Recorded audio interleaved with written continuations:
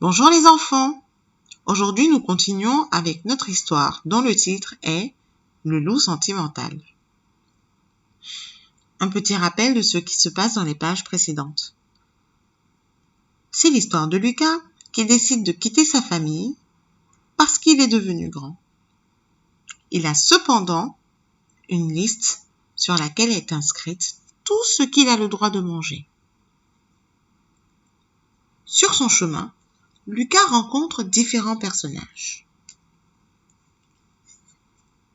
En premier, il rencontre la chèvre et ses 7 petits chevreaux, qu'il décide de laisser partir parce qu'il est beaucoup trop sentimental.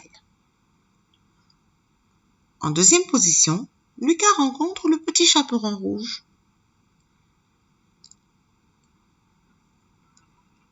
Ému par ce que lui dit le petit chaperon rouge lorsqu'elle parle de sa grand-mère, Lucas décide de la laisser partir. En troisième position, Lucas rencontre sur son chemin 3 petits cochons, potelés et grassouillés, qui lui font penser à ses frères et éveillent ses sentiments. Lucas décide alors de les laisser partir. Puis il rencontre en 4e position Pierre,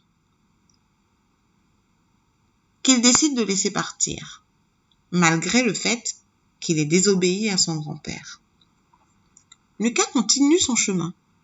Tout au fond de la forêt, il aperçoit une maison délabrée. Il frappe à la porte, qui s'ouvre sur un géant à l'air menaçant. « Fiche le camp, sale bête !» crie le molosse. Et il lui claque la porte au nez. Et blam! Le sang de Lucas ne fait qu'un tour. Fou de rage, tenaillé par la faim, il se rue dans la maison.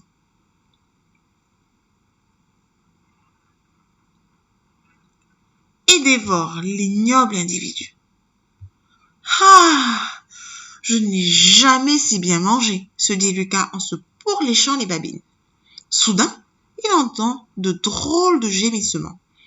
Il lève les yeux et voit tout au fond de la pièce une cage dans laquelle sont enfermés des petits enfants.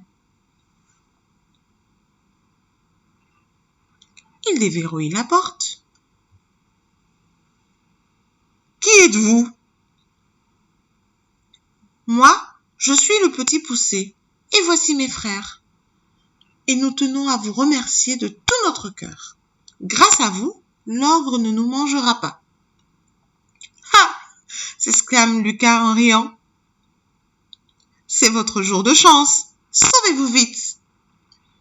Puis, sur la liste que lui a donnée son père, de sa plus belle écriture, il inscrit le mot « ogre ».